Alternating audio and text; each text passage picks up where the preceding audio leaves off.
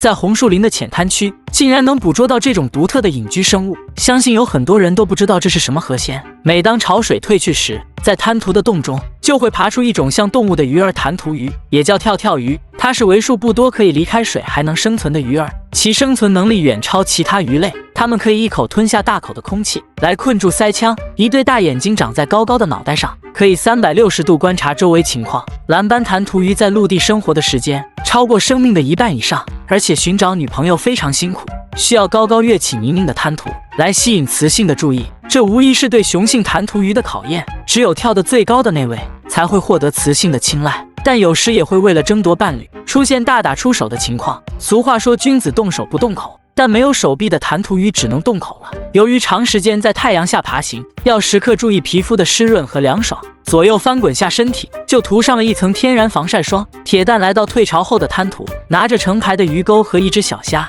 准备做鱼钩陷阱，捕捉可爱的跳跳鱼。这种小水坑是跳跳鱼的生活场地，就像一个咖啡厅，闲暇时会过来觅食游泳，大概在水下20公分左右，就会看到跳跳鱼的洞穴。它们会挖很多洞口，延伸到周围的水坑和其他出口。铁蛋使用绳子绑住一块虾肉，另一端则拴在旁边的树干上，剥皮的虾肉很快就能吸引到跳跳鱼。来到旁边的水坑，将鱼钩依次放在水坑边沿，接下来只需等待1到2个小时，便可回来收钩。在等待的这段时间，可以沿着弹涂寻找一些蛤蜊。对于打小走路就会赶海的铁蛋，无论是水里游的，还是泥巴里面藏的，都逃不过他的火眼金睛。只需余光一瞅，便知有没有，一抠一个准。这就是多年下来积累的经验。每个蛤蜊藏身处都会留出一个很小的透气孔，密密麻麻的孔洞都是螃蟹或者小虾的洞穴。这么大的一片滩涂，即使住在里面1年，相信都不会饿着。这里随处可见美味的海鲜渔获。抠完最后2个蛤蜊，铁蛋就要回去收鱼钩了。手牵的指头还戳了一下小洞，桶里面就是刚刚挖出来的蛤蜊，看着的有几十个。不得不说，铁蛋的抠泥机挖练的那是炉火纯青。来到下放鱼钩的沼泽地，只见绳子被拉到树叶下面，应该是有鱼咬钩了。等铁蛋扒开树叶，下面赫然有一条跳跳鱼，但任其跳得再高，也跳不出铁蛋的五指山。跳跳鱼主要分布于西北太平洋，从越南向北至朝鲜和火山岛国南部。由于跳跳鱼体格较小，所以将绳子拴在植物树干上，这条重量估计在2两左右。铁蛋一记锁喉功，将跳跳鱼一把提起来，洗了一个点水浴。从此红树林的滩涂上陨落了一位弹跳王者。据说跳跳鱼的价格不菲，只是可惜了，如果拿回家养在我的洗脸盆里，肯定少不了一番乐趣。绕过林中杂草，就看到水坑中又有一条被吊起来的跳跳鱼，应该挣扎了一段时间，绳子缠在了小树干上。还别说，铁蛋捕捉跳跳鱼的方法确实很厉害。目前只收了2个鱼钩，2个陷阱都中鱼了。这条鱼的个头和刚刚那条差不多，嘴巴长在下面。成功钓到2条跳跳鱼的铁蛋，此刻也来了兴致，解开绳子继续前往下一个水坑。只见挂着诱饵的鱼钩被拉进水中，铁蛋根据被拉紧的绳子判断，水下肯定有货，慢慢拉出绳子，果然浮出一条活蹦乱跳的跳跳鱼。可能有人会说，直接用手抓效率不是高很多吗？那是你不懂跳跳鱼的生活习性，它们通常把地洞挖成 U 型或者 Y 型，这样即使遇到危险，可以通过其他洞口逃脱。所以这种守株待兔般的钓鱼方式，不仅节省体力，还大大提高捕捉的效率。转眼间，一条跳跳鱼被吊在水坑边，一动不动，犹如王八一般。好家伙，这绳子缠得可够紧的，铁蛋赶紧给它松绑。可这时的跳跳鱼却再也跳不起来了。临别时，铁蛋为其洗了个五指摇摆浴。来到下一个水坑，老远就看到一位跳鱼的舞者，仿佛在说：“你看我的健身操咋样？”但本就奔着捕鱼来的铁蛋，岂会欣赏你这曼妙的舞姿，直接提出了水坑。最后一共钓到10多条跳跳鱼，个头都在3两左右。接下来不知道无情铁蛋是椒盐还是清蒸送啤酒呢？别人赶海都是捉虾摸蟹，但菲律宾的渔民不一样，他们专门抓一种叫花生蠕虫的海鲜，其外表就像花生的外壳，呈现网状形态。今天一大早，哈拉少带着一众好基友前往盛产花生蠕虫的小岛。菲律宾是由7100多个岛屿组成，每个岛屿都有自己的独特风景。这里雨水丰沛，清澈的海水养育了很多知名的稀有鱼类。来到浅滩，众人开始寻找花生蠕虫的踪迹，每人分配1根尖木棍，找到花生蠕虫的老巢，将木棍插入沙滩10多公分，直到插不动为止，慢慢往上一掘。抓捕的过程一定要快，将手伸进洞中，猛地一划拉，蠕虫便被提了上来。虽然它的长相十分怪异，但却有着很高的营养价值。它们一般生活在无人的小岛，体表呈现灰褐色或浅黄褐色，周身遍布不完整的钩环，可以自由伸缩和膨胀，栖息于温暖海域的潮间带或泥沙至海底。涨潮时钻出来觅食，退潮后则藏身洞中，受到扰动时会迅速缩回沙洞深处，因此不易采挖。它们主要觅食沙子里的有机物，只有每年的5月至10月份之间才会在滩涂上现身。它们对生存环境十分敏感，因此也被誉为环境标志生物。由于野生的花生蠕虫稀少，加之采挖难度很大，所以它的价格一直居高不下。在菲律宾，这可是难得一见的美味，毕竟物以稀为贵。经过好基友近1个小时的采挖，只抓到5、6只花生蠕虫，可想而知其稀有价值是多么高。寻找花生蠕虫的方式，便是看表面沙石的颜色，这一块明显和周边区域不同，这就说明下面肯定藏着大货。在沙石的边缘插进木棍，将表面坚硬的沙石掘开，紧接着把手伸进洞中一阵摸索，一般就藏在沙石的正中间。一只大体圆的花生蠕虫被提了上来，经过众人的不懈努力，已经抓到10多只了。真是天有不测风云，回去的路上下起了大雨，此情此景，好想吟诗一首。等回去之后，他们会把抓到的花生蠕虫剥开，将整个外表翻过来，去掉里面的内脏和沙石。待所有蠕虫清洗过后，将其切成小段，配上他们独有的吃法：青柠檬、生姜和洋葱，挤出柠檬汁，将其搅拌一下，变成了特色的美味。你们那里的花生蠕虫又叫什么呢？这绝对是我见过赶海最猛的男人。捡起水中的植物，搓吧搓吧便放入口中，仿佛尝到了人间极品美味。遇到没触角的海参，张口就来，似乎在他眼中，海洋中的动植物都可以拿来生吞，就连号称海中剧毒巨丑的石头鱼也不放过。好在哈喇子及时拦住了哈拉少的嘴巴。这里是印度尼西亚4大主要岛屿之一的苏拉威西岛海滩，也是世界第11大岛。当潮水退去时，附近的人们便会过来赶海捕捉海鲜，哈拉少和哈喇子便是其中之2。这里随处都能看到海鲜的身影，比如这种长相奇怪的小海星，还有号称游泳健将的皮皮虾，最后都逃不出赶海者的鱼叉。哈拉少在一块石头旁发现一块奇怪的石头，闻讯赶来的哈喇子一眼便认出，这就是海滩伪装王者，而且有剧毒的石头鱼。如果不是常年生活在海边，一般人很难发现，因为石头鱼的身体和周围的环境可以说是融为一体，即使近距离观察，谁也不会想到这竟然是一条鱼。它们行动迟缓，一般躲在礁岩、珊瑚以及沙底一动不动。别看它只是长得丑，它们还是最危险的鱼类。如果不小心踩到它，它便会通过背鳍上的刺，将大量毒液注入到人的身体内，轻者剧痛休克，重者 ICU 抢救余生。手欠的哈喇子用鱼叉将石头鱼弹到沙地上，此时可以看到石头鱼的真容，相信大家都失去了享用它的食欲。虽然石头鱼样貌丑陋，但肉质细嫩鲜美，含有蛋白质和高脂肪，将石头鱼处理好，就是一场鲜美的珍馐美馔。在浅水区还能抓到搁浅的神象鱼以及其他热带观赏鱼。不远处，哈喇子又发现一只印尼蟹，伸出他那不锈钢的夹子朝螃蟹夹去。终于知道为什么人们都喜欢赶海了。当潮水退去后，在浅滩不仅可以抓到各种美味的海鲜，还能体会到收获的成就感。哈喇子正拿着夹子和印尼蟹较量，但巴掌大的螃蟹怎能拧得过牛高马大的哈喇子呢？最终与一众海鲜作伴，哈拉少还夹到一只小海参。目前哥俩最大的收获就是这条面目狰狞的石头鱼了，嘴巴都快撅到了天上，看着让人头皮发麻。走了没几步，看到一条躺在水面晒肚皮的鱼儿，哈喇子翻过小鱼看了看，确定晒晕了以后，剥开红润的鱼鳃便收入囊中。紧接着前面又发现一条，哥俩也很纳闷，怎么啥好事都让他们摊上了呢？后来一琢磨，不会是来之前踩到什么了吧？这么好的运气，不买几注彩票真是怪可惜的。一连捡到3条鱼，运气爆棚的哈拉少随即又捡到一只海参，短时间内收获了不少海货。在一片深水区还看到一只蓝色的海星。对于没见过世面的小编，看到这种奇特的生物，仿佛发现了新大陆一般。回到浅水区，哈喇子意外发现一种绿色的水植物，长相酷似木耳。哈拉少伸手掐掉一块，放入水中冲洗了一下，搓掉表面附着的海沙，便直接放入口中品尝了起来。可谓是撑死胆大的，饿死胆小的。似乎意犹未尽，又掐掉一大块冲洗了起来。眼馋的哈喇子连忙洗了洗也品尝了起来。看哈拉少吃货的表情，就知道这味道不一般。他们称这种植物叫海菇。哥俩品尝完美味，在前面看到一只海参，身上有褐色花纹，还有软软的绒毛，和平时见到的海参有很大区别，身上没有触角。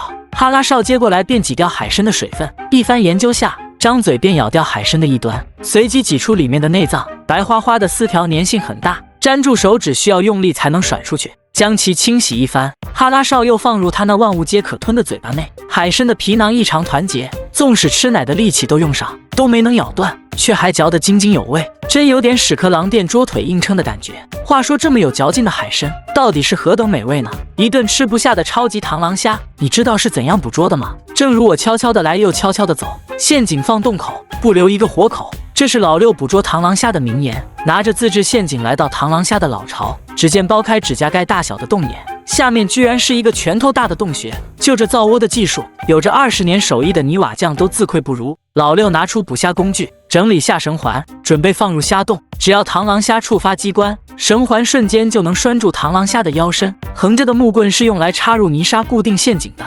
随着老六站起身，说明陷阱下放完毕，接下来只需等待螳螂虾出来觅食了。这次老六只拿了3个捕虾陷阱。虽然这片海滩有数不清的螳螂虾，但在人们肆意的捕捉下，螳螂虾的数量也在逐渐减少。凭着3岁以来的捕虾经验，老六很快便找到另一处虾洞。这个洞口就有点大了。俗话说，建不好虾窝的虾肯定不是好虾。正如砌不了直墙的泥瓦匠，只能算2把刀扒开上面的泥沙。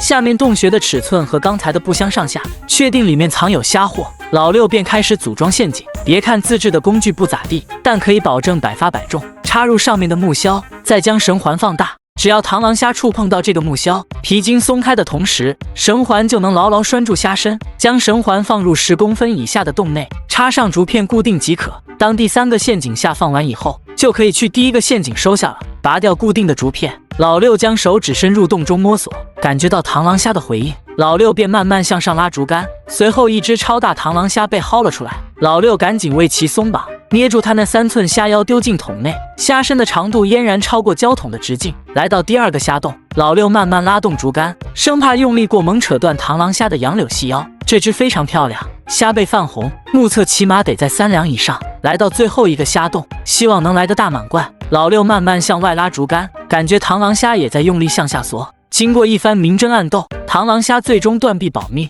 这下可把老六整蒙圈了，真是花姑娘上脚头一回。老六那个郁闷啊，到嘴的肥肉就这么飞了。万里晴空湖光漾，心清气爽钓鱼郎，这恐怕是迄今见过最痴迷的钓鱼人了。一个装沙土的铁皮料斗，俨然成了3炮一洞的超级钓台，可谓是山羊放了绵羊屁，洋气又骚气。钓鱼的装备很简单，1根鱼竿，2罐饵料，1个网兜，拿出自制的白色窝料，撒在面前的湖面。钓鱼先打窝，或许是世界通用的前奏，只是犹如白面的粉末，入水即化。想要达到窝料引鱼的效果，这就有点随意了，仿佛就像走过场一样。3炮又将另一罐的饵料撒在湖面，看颜色和小麦的麸皮相似，这又是面粉又是麸皮的，到底是什么鱼类才会吃这种窝料呢？我们打窝都是将窝料揉成团，抛在几米开外的水域，但3炮这番操作真有点癞蛤蟆娶青蛙，长得丑玩的花的感觉。打窝完成后，制作钓鱼用的饵料，沾点湖水将面粉揉成团，不知道面粉里面有没有加入其他佐料。如果只是这白花花的面团就能钓上来鱼儿，那真是麻雀啄了牛屁股，确实牛批啊！拿来82年的2米鱼竿，将面团挂上鱼钩，直接甩竿开钓。看周围的水植物，可以判断湖水并不深。可是3炮一本正经的表情，感觉接下来要发生大事一般。此时微风凛凛，波光照影，3炮凝神灌注，等待鱼儿上钩。很快便做出只有钓到几十斤大鱼才有的提竿动作。看水中泛起的水花，这条鱼肯定不小。慢慢收回鱼线，湖面也看到鱼的身影，连拖带拉将鱼儿提到钓台。这是一条拥有8根胡须，号称埃及唐狮的印度鲶鱼，在神奇的印度可以算得上泛滥成灾。它们繁殖很快，至于味道如何，有机会可以品尝一下。将鱼儿放入网兜内，3炮继续挂饵开钓，没多久便提竿收鱼。如果不出意外的话，第2钩肯定也是一条埃及唐狮。看着白花花的肚皮，肉质应该很细嫩，有着黑暗传说的埃及唐狮到底是何等美味呢？还记得小时候拿着家里的蚊帐去小河捕鱼的场景吗？现如今蚊帐捕鱼术传到印度，依然非常有效。胖墩和胖柱2兄弟在经过这条小河沟时，发现这里的浑水中居然还有大鱼游动的身影，于是回家拆掉蚊帐，扛着几根木棍过来捕鱼。通过哥俩观察，小水沟还是自右向左流动的。紧接着胖墩和胖柱便有了一揽子计划。包着头巾的胖墩卷起5分裤脚，和穿着大裤衩子的胖柱将水沟下面的杂草清理到一边，等下在这个位置施展捕鱼计划。转眼间这一片水域便清理干净，胖墩从编织袋中拿出蚊帐，这可是趁着墩嫂不在家偷偷拿来的。如果被老婆发现用家里的蚊帐捕鱼，可想而知胖墩的处境，少不了一顿拳脚相加。哥俩将蚊帐撑好，做出兜鱼的姿势，把蚊帐的一面按在水下，然后用木棍固定水底的蚊帐，水流是至右向左流动，这样有鱼经过时便会被蚊帐拦住，由此便能捕到鱼获。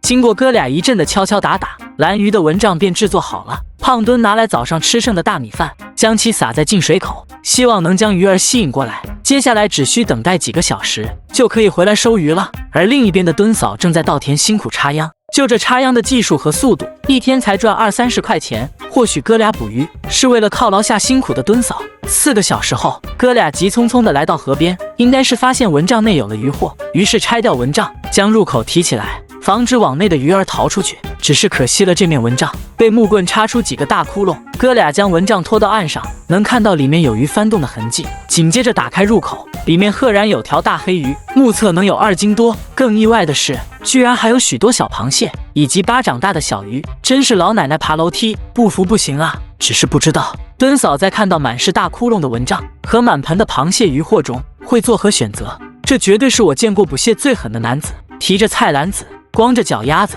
迈着碎步子，拿着木棍划拉树叶子。此人名叫哈喇子，红树林徒手捕蟹的扛把子。在泰国斯米兰群岛的红树林，退潮后的沼泽地，是渔民捕蟹的首选去处。潮起潮落间，生命生生不息，潮水静静涨上来时，几乎可以淹没整个红树林，指路树关，让红树林宛如海上绿岛。潮水退却时，栖息于红树林内的鱼虾蟹贝、浮游生物及鸟类纷纷登台唱戏。此时，一只被吵醒的大泥蟹露出2只大钳子，伸了个懒腰还在猛圈的大青蟹，被哈喇子用木棍左戳一下右戳一下，犹如挠痒痒一般。但身为沼泽王者的大泥蟹，岂能受到这般轻浮？显然没能唬住哈喇子。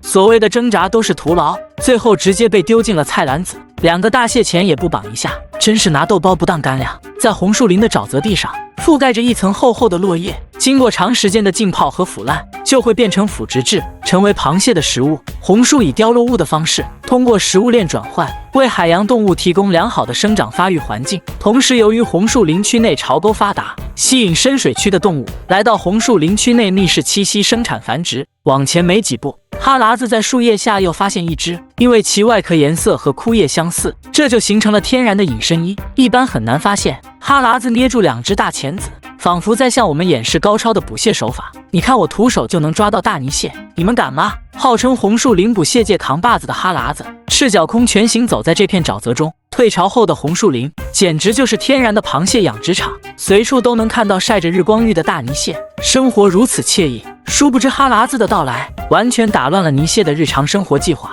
本想在枯叶睡个午觉，再去潮沟来个蟹泳的大泥蟹，直接被哈喇子双掌握住，双前捧了起来，最后丢进老大娘的菜篮子，永别了这片生蟹养蟹的天然养殖场。哈喇子捕蟹的动作可谓是神速麻利快，在泥蟹做成舌尖上的美味之前，也没能跟大家告个别，就连估算斤两的机会都没有。转眼哈喇子又使用他那2指木棍，在枯叶下发现一只躲猫猫的泥蟹。兴许之前见识过哈喇子的捕蟹技术，躲在水中的泥蟹仿佛装死一般，企图蒙混过关。但面对执着的哈喇子，装死显然是不可能了，只能举起手来向哈喇子示好。但见过大世面的哈喇子早就看穿了他的小伎俩，直接2指捏钳提了上来，总算逮住机会。这只起码5两有余，误差在10两左右。不得不说，哈喇子收蟹的速度是真的快，只怕是老大娘的菜篮子，今天势必要将它装满。这只藏在泥浆下的泥蟹也被哈喇子的2指木棍翻了出来，似乎木棍被施了魔法一般，任凭隐藏功法再好，却总是能被找到。今生能够遇到哈喇子，真是倒霉蛋破壳，倒霉透顶了。就连这只未成年的蟹仔也不放过，这真是有点过分了。在哈喇子的一阵扒拉下，又一只没眼力的泥蟹被发现，真不愧为捕蟹界的扛把子，一炷香的功夫就抓到4、5只泥蟹了。看来哈喇子今天的晚饭主角就有了。好了，视频到这里就结束了，关注我，让世界变得更精彩。